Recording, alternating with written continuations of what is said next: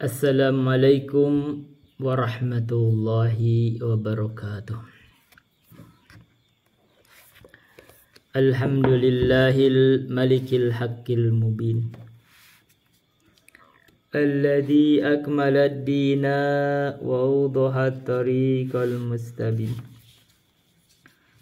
Wa asyhadu an la ilaha illallah wahdahu la syarika lah, syahadatan yarjul muwahhidu bihan najata yaumaddin. Wa asyhadu anna Muhammadan abduhu wa rasuluh, sayyidul anbiya'i wal mursalin wa ala alihi wa sahbihi wa man tabi'ahum bi ihsanin ila yaumiddin. Amma ba'du. Hadirin rahimani wa rahimakumullah, para penyimak kajian di channel Mamat Rohimat ini, kita akan melanjutkan pembahasan kitab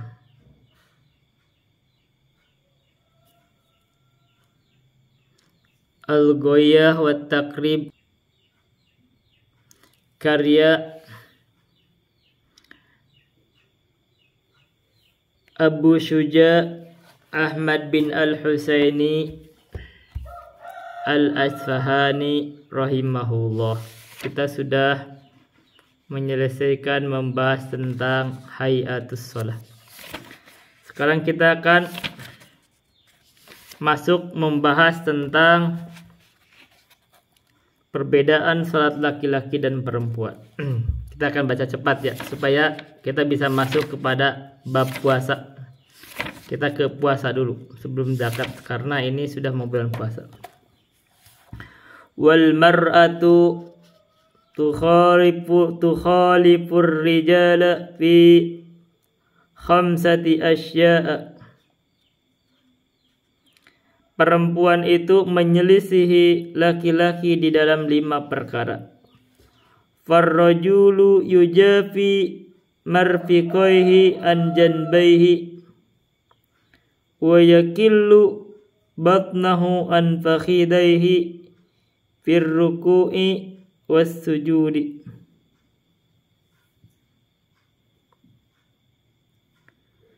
Atau baca wa yukillu batnahu an fakhidaihi fir ruku'i was sujudi. Laki-laki itu yujafi mirfaqaihi an janbaihi, menjauhkan kedua siku dari janbaihi, dari rusuknya. Jadi kalau siku itu lebih lebar ya, lebih lebar, lebih jauh. Jadi kalau sujud begitu lebih jauh. Katanya begitu. Wa yukillu batnahu an fakhidaihi, dan mendekatkan perutnya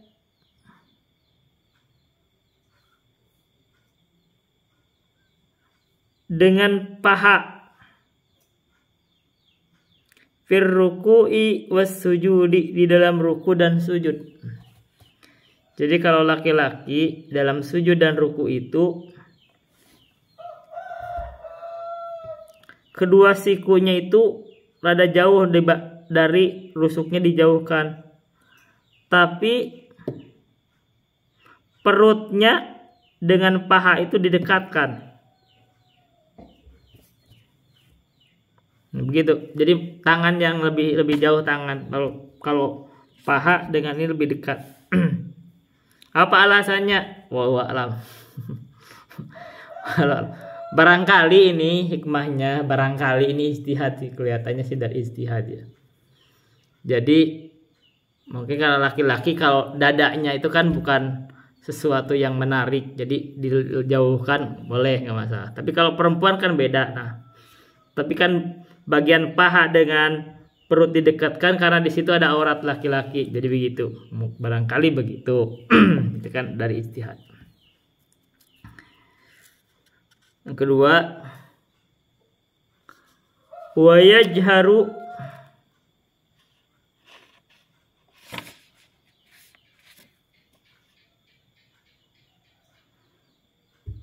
wa yajharu fi maudhi'il jahri. Jadi laki-laki itu di dalam waktunya jahar itu, kalau misalkan maghrib, isya sama subuh, itu menjaharkan. Nanti kata perempuan seperti apa? Wa idza nabahu syai'un fis salati sabbaha. Yang ketiga, bila mana terjadi sesuatu yang penting di dalam sholat, seperti mengingatkan imam karena imam salah, sabbaha, seorang laki-laki itu bertasbih.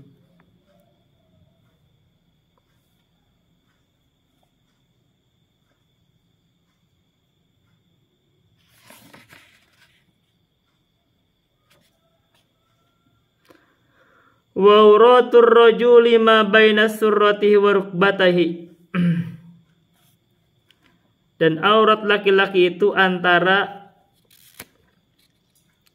pusar dan lututnya.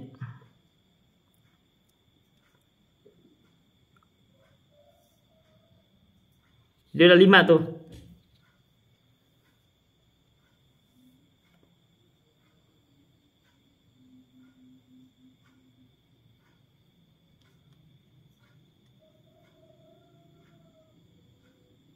Iya, begitu. Ada 5 tuh. Sedangkan perempuan itu wal mar'atu tadummu ba'daha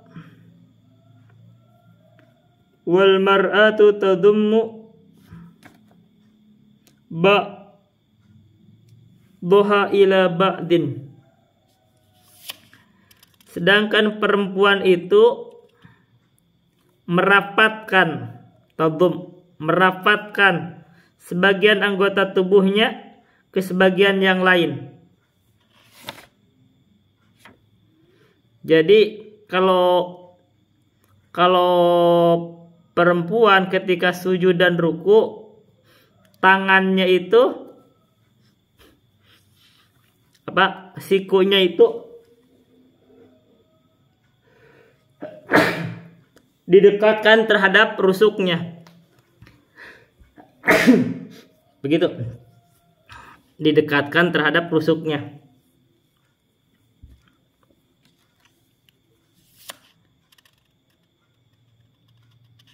Jadi kalau laki-laki dijauhkan, ini didekatkan. Dan begitu juga paha dan perutnya didekatkan juga. Jadi itu bedanya. Laki-laki lebih jauh, terutama yang berarti yang membedakan itu adalah tangan. Baik. Selanjutnya, wa tahfidu sautaha bihadratir rijalil ajanibi.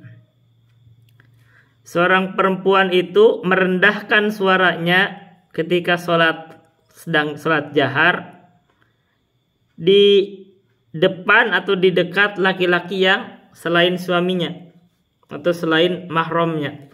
Itu perbedaan kalau laki-laki dikeraskan karena perempuan itu suaranya aurat. Jadi kalau jauh dari suaminya atau bukan dekat suaminya atau dekat mahramnya, maka direndahkan.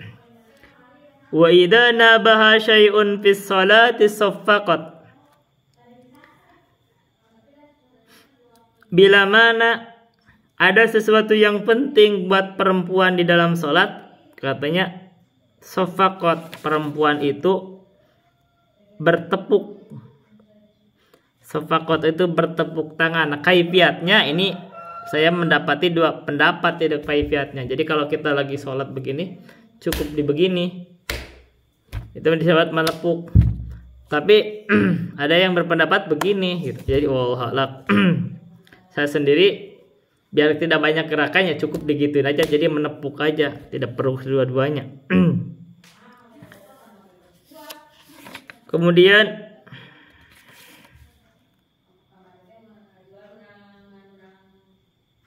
ini sudah ketiga, wa jami'u badanil hurrati auratun illa wajhaha wa kaffaiha.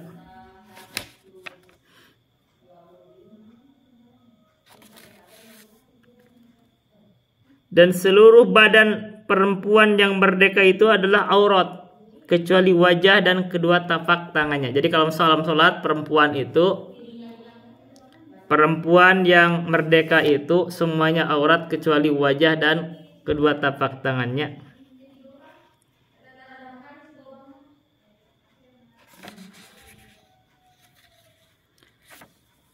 Wal amatu karrajuli fis sholati. Bagaimana kalau perempuannya itu bukan perempuan merdeka? Perempuan yang jadi budak itu adalah karrajuli seperti laki-laki fis sholati di dalam salat, masalah auratnya. Jadi antara pusar dan ininya dan apa? Dan lututnya. Lanjut, kita akan lanjut kepada pembatal salat. Faslun walladhi yubtilus salata ahada asyara syai'an. Adapun sesuatu yang membatalkan salat ada 11 perkara. 1. Al-kalamul amdu. 1 adalah berbicara dengan sengaja. Wal amalul kathiru. Yang kedua adalah melakukan gerakan yang banyak. Nah, disebut banyak itu kalau 3 kali berturut-turut. Nah, itu adalah banyak. Yang ketiga wal hadatsu, kedatangan hadas, misalkan kentut. Yang keempat wa hudutsun najasati, ketiba najis, misalkan. Nah, ini masalah najis di situ. Jadi kalau tiba-tiba ada najis kena ke kita, yaitu batal salatnya. Yang kelima wan kisyaful aurati, terbukanya aurat. Jadi aurat tiba-tiba terbuka itu, atau mungkin pakaian. Kadang anak kecil tuh bisa gitu tuh, kita pakai sarung saja, ditarik sarungnya itu terbuka aurat. Wa taghyirun niyati, yang keenam perubahan niat. Jadi niatnya kita berubah mau membatalkan salat, jadi batal salat misal. Yang ketujuh wastidbarul kiblati, tiba-tiba ya kita membelakangi kiblat, kita ditarik misalkan ya. Atau jadi kiblatnya jadi terbelakang. Yang kedelapan wal aklu, makan. Jadi lagi salat malah makan, batal salat. Wasyurbu, yang kesembilan minum. Yang kesepuluh wal kohkohatu, tertawa terbahak-bahak. Jadi tertawa terbahak-bahak. Waridatu, yang ke-11 murtad. Jadi dari maklum ada 11 perkara yang membatalkan salat. Faslun, kita lanjut kepada pasal lain. Wa rakaatul faraidi sab'ata asyara rakaatan. Kita akan hitung secara global tentang salat. Jumlah rakaat di dalam salat fardu ada 17 rakaat. Fiha arba'una wa thalathuna sajdatan. Kalau dihitung jumlah sujudnya ada 34 sujud. Warba'un wa tis'una takbiratan. Jumlah takbirnya termasuk takbir intiqal itu 94 takbir. Jadi hitung aja nanti praktik dalam semuanya kalau mau. Wa tis'u tasyahudatin, 9 tasyahud. Jadi dari 15 9 tasyahud. Maka berarti tasyahud awal dan tasyahud akhir. Wa asyru taslimatin, 10 salam. Karena 2 kali 2. Wa mi'atun wa thalathun wa khamsuna tasbihatan, 153 tasbih. 153 kali tasbih. Wa jumlatul arkani fis salati, jumlah rukun di dalam salat yang 5 fardu itu mi'atun wa sittatun wa ishruna ruknan, 126 rukun. Fis subhi 30 ruknan, dalam subuh ada 30 rukun. Wa fil maghribi isnani warba'una ruknan. Di dalam maghrib ada 42 rukun. Wa fi rubaiyati arba'atun wa khamsuna ruknan. Di dalam salat yang 4 rakaat itu ada 54 rukun. Nah, itu udah dihitung oleh ahli fikih. Jadi kalau kita mau menghitung lagi ya silakan. Wa man ajaza 'anil qiyami fil faridati shalla jalisan. Barang siapa yang tidak bisa berdiri di dalam salat fardu, silakan dia salat dengan duduk. Wa man ajaza 'anil julusi shalla muttaji'an. Barang siapa yang tidak bisa duduk, silakan salat sambil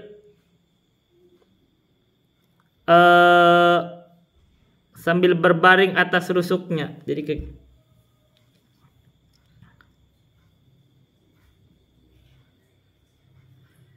dan di tambahan yang lain bahkan barang siapa yang masih tidak bisa, silakan sholat dengan dengan apa? Dengan isyarat mata. Ini ada tambahan dari ini yang lain. Paslon, kita baca lagi tentang sujud sahwi. Wal matruku minas salati thalathatu asya'a. Hal yang ditinggalkan di dalam salat itu ada 3 perkara. Fardun, wa sunnatun, wa hayatun. Ada 3 hal kemarin yang dalam salat itu ada fardu atau disebut rukun. Ada wa sunnatun disebut sunnah atau sunnah abad, di madhab lain disebut wajib. Ada hayatun, hay'ah disebut kaifiyat, di madhab lain disebutnya sunnah. Jadi di dalam sholat itu kalau kita meninggalkan, kemungkinannya meninggalkan kefarduan atau rukun, sunnah, dan hay'ah. Fal fardu la yanubu anhu sujudus sahwi bal indakarahu waz zamanu qaribun atabihi wa bana alaihi wasajada lis-sahwi. Kalau orang meninggalkan rukun, maka rukun itu tidak bisa ditambah, tidak bisa diganti dengan sujud sahwi.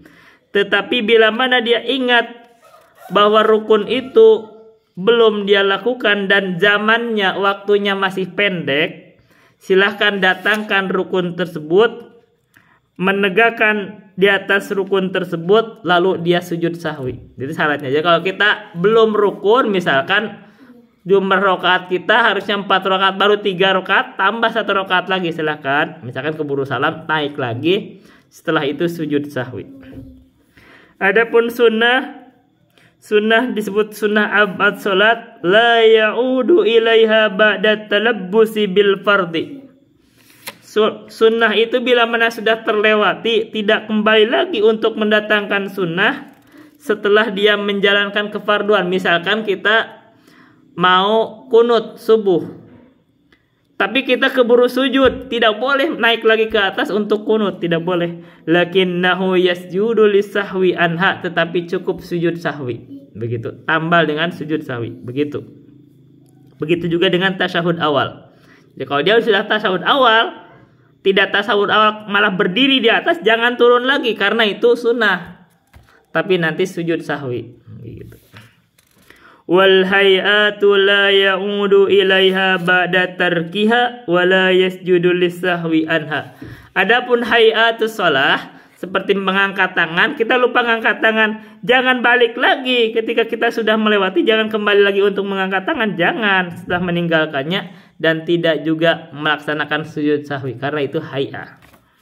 Itu cuma sunnah. Wa idza syakka fi adadi ma atabi minar rakaati bada alal yaqini wa huwal aqallu wa sajada lisahwi. Bila mana seseorang ragu tentang jumlah rakaat salat, maka datangkan dari rakaat tersebut, maka dia mendatangkan dari rakaat itu dan membangunnya di atas keyakinan, yaitu yang paling sedikitnya. Jadi misalkan kalau kita ragu, kita sudah 2 atau 3 rakaat, maka bangunlah jumlah rakaat itu karena sholatnya 4 rakaat, Dan kita membangun keyakinan bahwa kita itu baru 2 rakaat. Jadi kita tambah 2 rakaat. Setelah itu sujud sahwi. Wa sujudu sahwi sunnatun wa mahalluhu qabla salami. Sujud sahwi itu sunnah sifatnya. Dan tempatnya itu sebelum salam. Jadi ini sunnah. Kalau tidak sujud sahwi juga masih sah. Masih sah. Dan di madhab ini dibuat sederhana di madhab. Pokoknya sebelum salam. Karena di rincian itu guru kami itu, karena melihat dari fikihnya hadis, dan mungkin di madhab lain juga, itu ada ketentuan-ketentuannya. Kadang setelah salam, kadang sebelum salam. Tapi ini disederhanakan sebelum salam. Baik. Sekarang tentang faslun, waktu-waktu yang dimakruhkan untuk sholat. Wa khamsatu awqatin la yusalla fiha illa salatan laha sababun. Ada 5 waktu tidak dilakukan sholat pada 5 waktu tersebut kecuali sholat yang memiliki sebab. Apa sholat seperti sebab? Misalkan kita sholat yang memiliki sebab itu, misalkan sholat karena masuk masjid, berarti ada sebabnya masuk masjid. Jadi kalau sholat mutlak tidak bisa. Misal sholat tahiyatul masjid. Atau misalkan mau nyolati mayit, itu ada sebab karena mau menyolati mayit. Tapi kalau tidak ada sebab, kita tidak melakukan sholat di 5 waktu itu. Pertama, ba'da sholatis subhi hatta tatlu asyamsu. Setelah kita sholat subuh sampai matahari terbit, itu kita tidak melakukan sholat lagi. Yang kedua, inda tulu'iha hatta takamala wa tartafi'a qadra rumhin.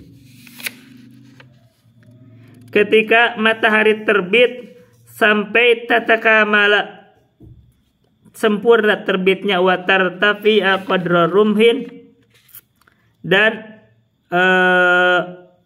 matahari itu naik. Jadi naik sekedar 1 tombak. Jadi kalau kita naik kira-kira 1 tombak, nah baru. Jadi kenapa? Karena disebut kata-kata di situ adalah tanduknya syaitan. Jadi kita jangan sholat di situ.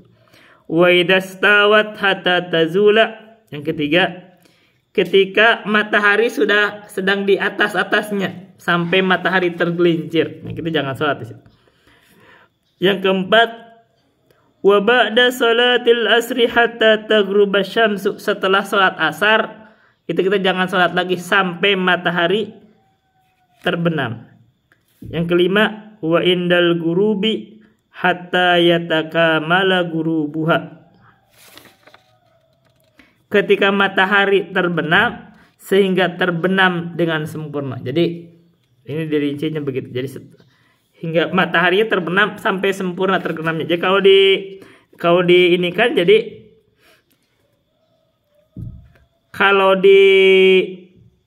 kalau disederhanakan jadi cuma 1, 2, 3. Bisa, kalau di sana bisa diringkas jadi 3, tapi ini dirinci jadi 5. Sekarang kita faslun membahas tentang sholat jamaah.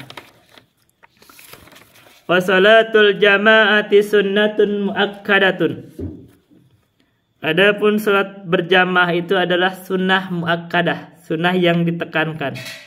Wa 'alal ma'mumi an yanwiya al-i'timama dunal imami.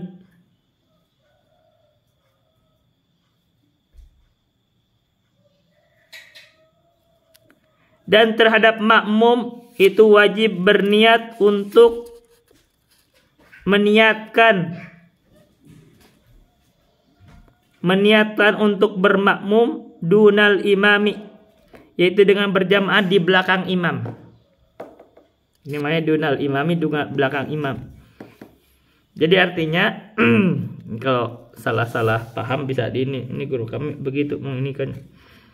Jadi makmum itu wajib berniat bermakmum di belakang imam. Jadi kita menentukan saya mau lihat bermakmum.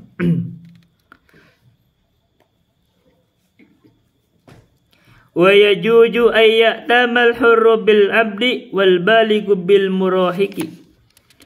Dan boleh seorang laki-laki merdeka bermakmum terhadap hamba sahaya.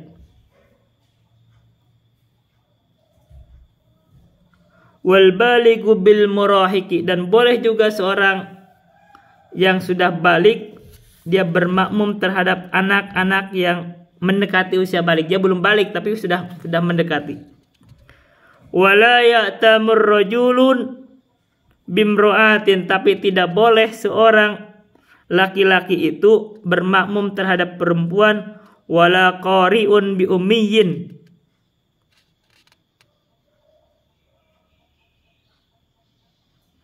dan tidak sah juga seorang qari yang pandai membaca bermakmum kepada imam yang tidak pandai membaca. Nah ini ribet nih, ini maksudnya yang ini paling berat.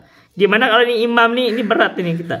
Kadang-kadang ada orang ya jadi imam sebenarnya nggak bagus bacaan, tapi dia jadi imam, jadi bingung gitu gimana? Kita mau ganti siapa? Jangankan diganti, jangankan kita ganti. Kadang-kadang ya gimana ya? Kadang-kadang pengen sendiri aja misalkan sama berikut. Padahal kalau mau dicek tuh gak bagus bacanya. Ini susah ini. Gimana gitu? Masa gak sholat? Ini repot nih. Jadi kalau gitu kita subhanallah kalau tidak ada ya. Kalau misalkan kita nih lebih bagus bacaannya, tapi ini imam tuh gak bagus sebenarnya. Tapi yang menjadi imam itu aja jadi bingung gitu. Itu kalau ini masa repot. Nah di sini batasannya seperti apa? Jadi kalau orang itu secara umum kalau dia pandai membaca harusnya dia yang jadi imam. Nah, tapi kan kalau ditunjuk, kalau nggak ada yang nunjuk gimana? Menunjuk sendiri. Begitu. Jadi begitu. Jadi kita itu sebenarnya harusnya mawas diri. Kalau kita nggak bener pandai, jangan jadi imam. Mawas diri. Ya, persilahkan orang yang berilmu walaupun lebih muda, misalkan begitu. Setelah itu, wa yumawdi'in shalla fil masjidi bi shalatil imami fihi wa huwa alimun bi sholati ajza'ahu ma lam yataqaddam alaihi. Tempat mana saja dia sholat di masjid dengan sholat imam di dalamnya,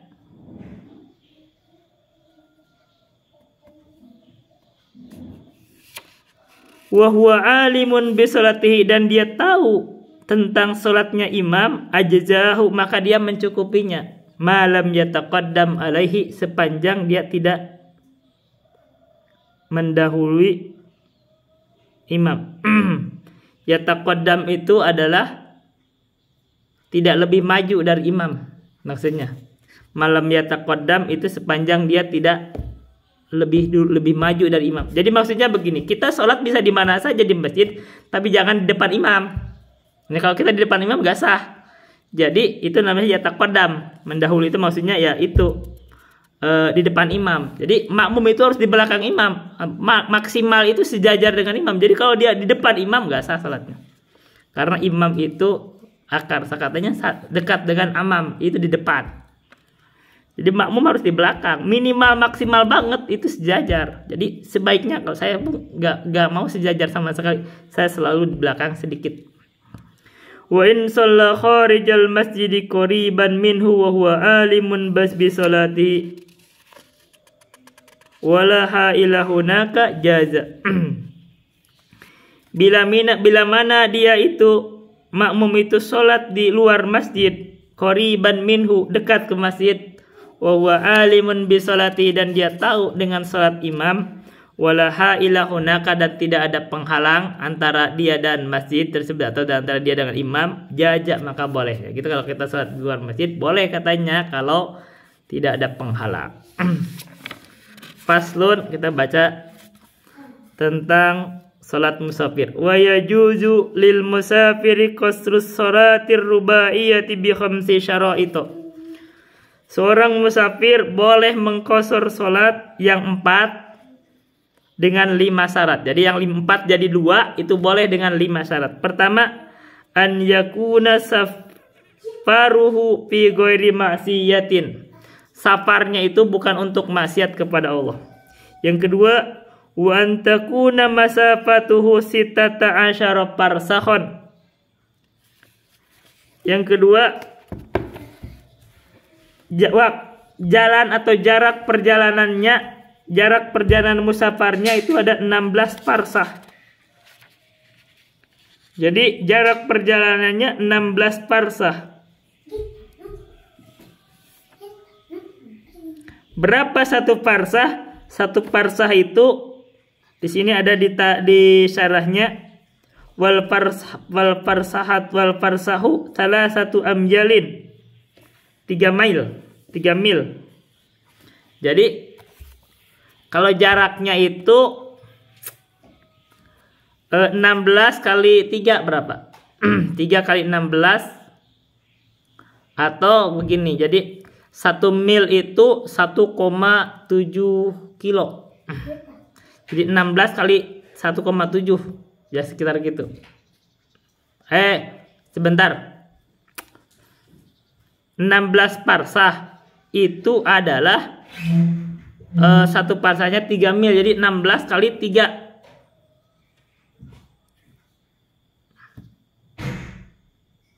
48 mil. Nah, 48 mil jaraknya. Kalau 1 milnya adalah 1,7 kilo ya kira-kira ya sekitar 75 kiloan lah sekitar itu. 48 kali 1, kalau kali 2 itu 80. 96 kilo. 96 yaitu kalau 2 kilo, yaitu kurang dari itu ya sekitar 70 80 segitu. Kita jaraknya kira-kira seperti itu. Dia akan hitung sendiri. Jadi 48 kali 1, berapa 1 milnya? 1 mil itu sekitar 1,7 kilo. Begitu. Itu jaraknya. Jadi kalau jaraknya seperti itu boleh untuk qashar. Kalau kata guru kami, jarak itu adalah uruf itu adalah kebiasaan. Kita menganggapnya itu kebiasaannya melakukan perjalanan atau tidak.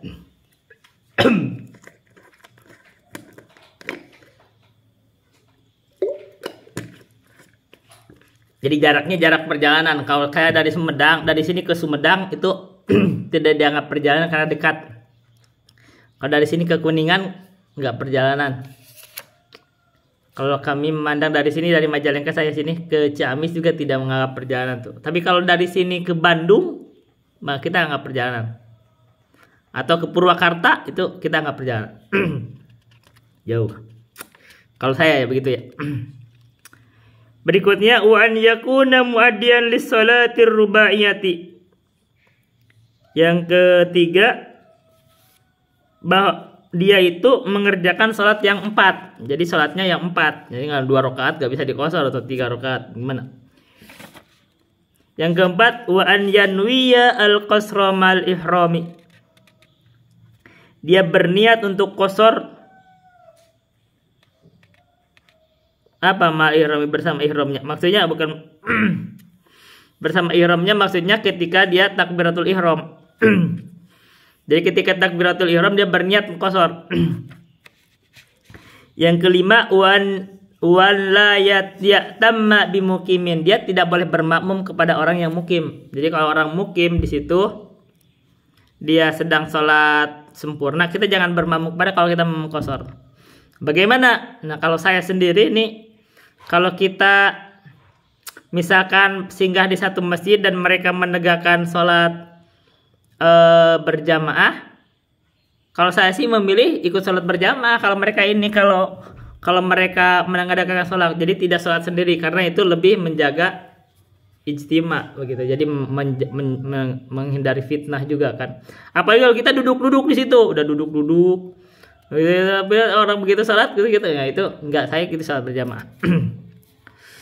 Wa yajuzu